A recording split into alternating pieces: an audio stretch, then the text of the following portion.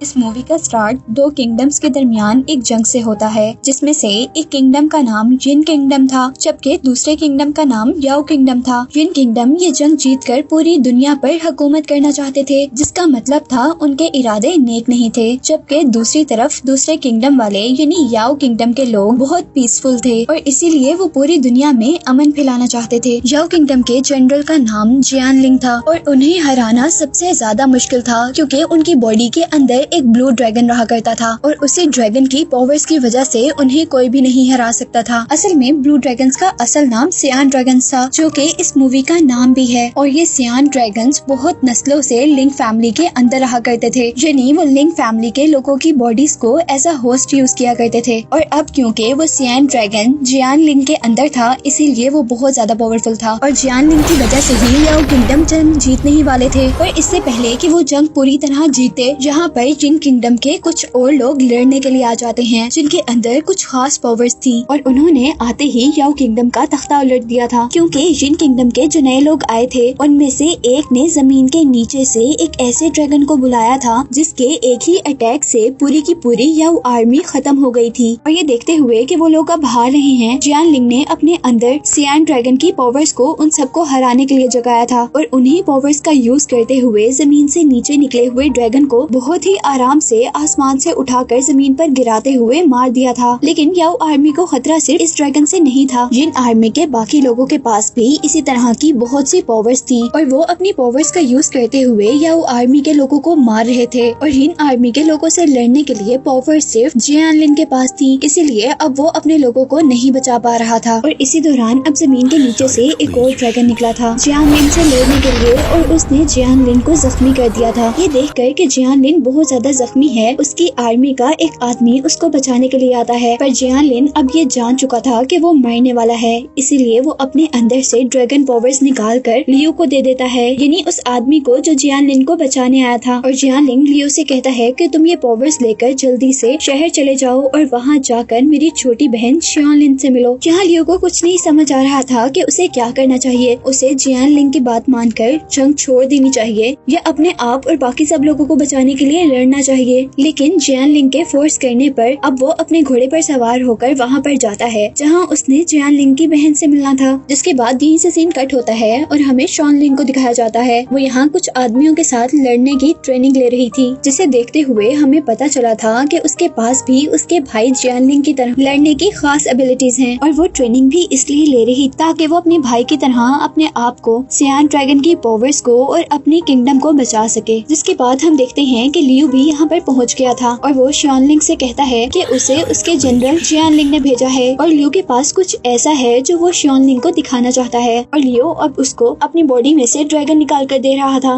लेकिन ड्रैगन एक मिनट के लिए निकलकर दोबारा लियो की बॉडी के अंदर जज्ब हो गया था। और ये देखकर शॉनलिन भी बहुत ज्यादा हैरान थी, क्योंकि ये ड्रैगन्स हमेशा लिंग फैमिली पर ही ट्रस्ट किया करते थे, जबकि लियो का लिंग फैमिली से कोई भी ताल्लुक नहीं था। जिसके बाद वो लियो को लेकर एक अजीब टेम्पल के अंदर आती है और वो उसे यिन किंगडम और याओ किंगडम के दरमियान सदियों से चली आ रही इस लड़ाई का पास्ट बताती है। वो कहती है कि यिन किंगडम हमेशा से इस दुनिया पर कब्जा करना चाहते थे, जबकि याओ किंगडम इस दुनिया को बचाना चाहते थे। और इसीलिए लिंग फैमिली, जो कि पहले याओ किंगडम के बादशाह हुआ करते थे, सियान ड्रैगन्स ने उन्हें अच्छा समझकर अपनी पावर्स के लिए होस्ट चुना था, यानी वो लिंग फैमिली के लोगों की बॉडी के जरिए अपनी पावर्स का इस्तेमाल करवाना चाहते थे। वो उसको कहती है कि कहानी बस यही खत्म नहीं हुई थी, बल्कि ये ताकत जब सबसे होते हुए मेरे भाई तक आई थी तो वो उसे पूरी तरह संभाल न सके और जंग के अंदर वो पावर्स कमजोर होने की वजह से उनके अंदर का सियान ड्रैगन एक छोटे से ब्लू ड्रैगन में चेंज हो गया। जिसके बाद शाओलिन यहाँ टेम्पल में से एक ऐसा पत्थर उठाती है जिसकी हेल्प से वो लियो की बॉडी में से ड्रैगन को बाहर निकाल सकती थी, लेकिन वो ये देखकर हैरान थी कि सियान ड्रैगन लियो की बॉडी से बाहर निकलने को तैयार ही नहीं था।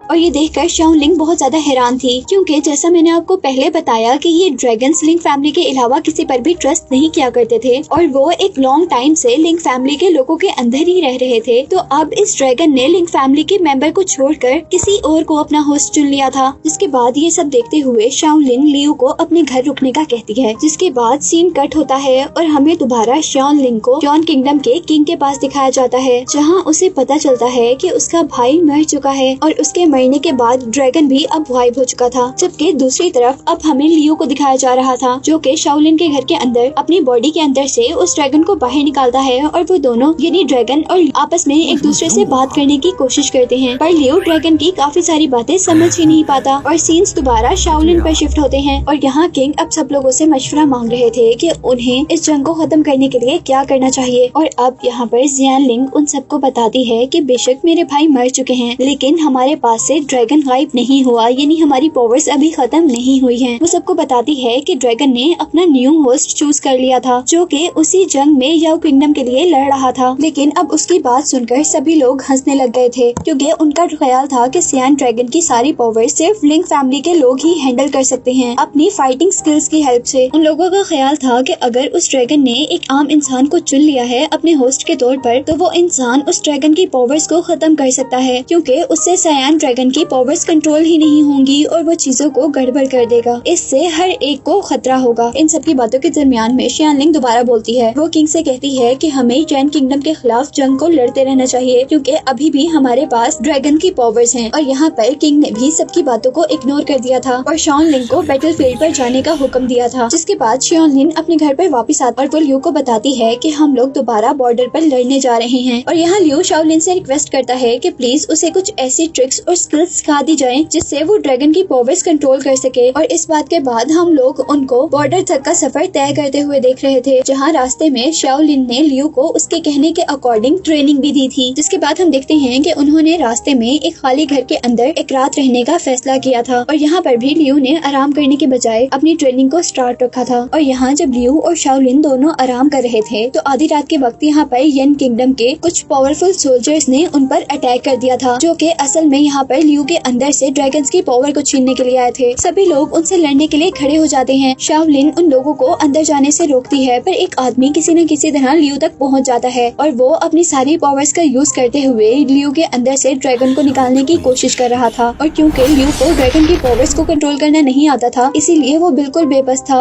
और उसके अंदर से ड्रैगन्स की पावर्स को निकाला जा रहा था। पर इससे पहले कि ड्रैगन की पावर्स पूरी तरह उसकी बॉडी से बाहर निकल जाती, यहाँ पर शाओलिन का एक साथी आकर अपनी जान को कुर्बान करते हुए लियो को और ड्रैगन की पावर्स को बचा लेता है। और इसके रिजल्ट में अब शाओलिन ये छोटी सी जंग जीत गई थी, लेकिन इस जंग के अंदर उसके सभी सोल्जर्स मारे गए थे और वो भी अब शदीद जख्मी थी। और अब हम देखते हैं कि काफी देर बाद लियो को होश आया था, जहाँ वो अपने इर्द गिर्द मरे हुए सोल्जर्स को देखकर शॉक में आ गया था। और अब ये बात सुनकर लियो का सारा हौसला टूट चुका था कि इन सारे सोल्जर्स की मौत लियो को बचाते हुए हुई थी। अब लियो शाओलिन से दोबारा वापस अपने घर चलने को कहता है, क्योंकि उसे लग रहा था कि वो सियान ड्रैगन की पावर्स को लूज कर देगा, जिसके रिजल्ट में वो येन किंगडम से नहीं लड़ पाएंगे और उनका किंगडम हार जाएगा।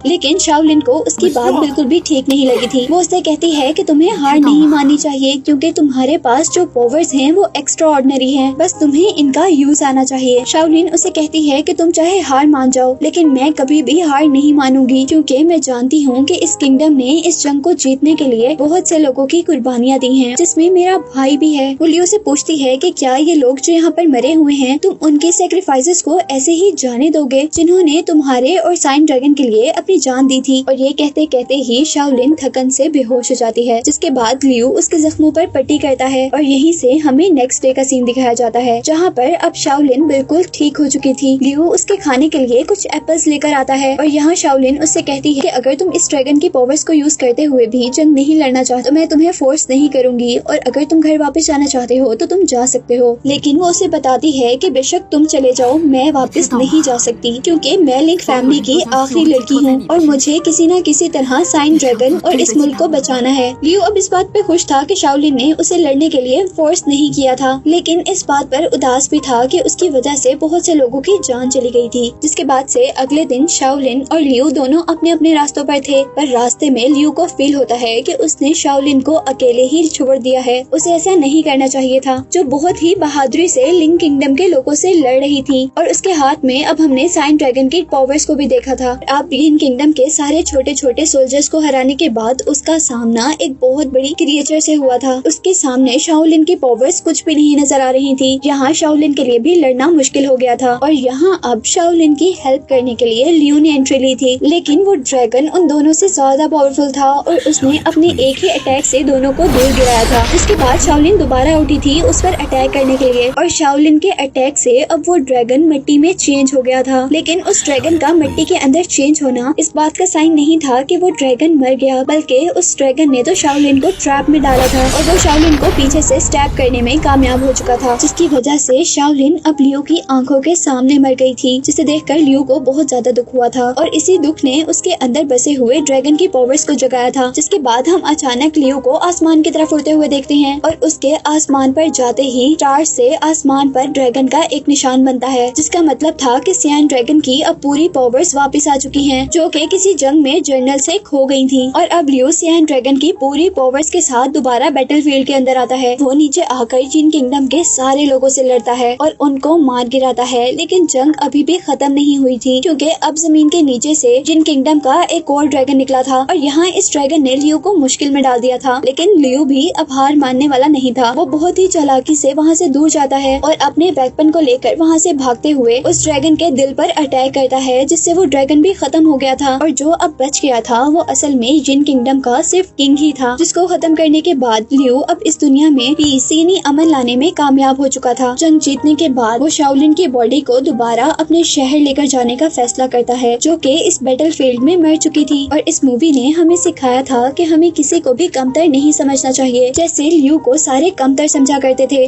और उनको लगता था कि सियान ड्रैगन की पावर्स तो लिंक फैमिली के अलावा कोई भी कंट्रोल नहीं कर सकता, क्योंकि लिंक फैमिली सबसे ज्यादा पावरफुल है और सबसे ज्यादा रिस्पेक्टफुल भी। इस मूवी और लियो के कैरेक्टर ने हमें बताया था कि पावरफुल और कामयाब इंसान वो होता है जो कि अपनी एबिलिटीज को इस्तेमाल कर सबके लिए लड़ता है, जिस तरह लियो ने यहाँ सब लोगों से लड़कर इस किंगडम को बचा लिया था। और इसी के साथ ही एक्सप्लेनेशन एंड हो जाती है।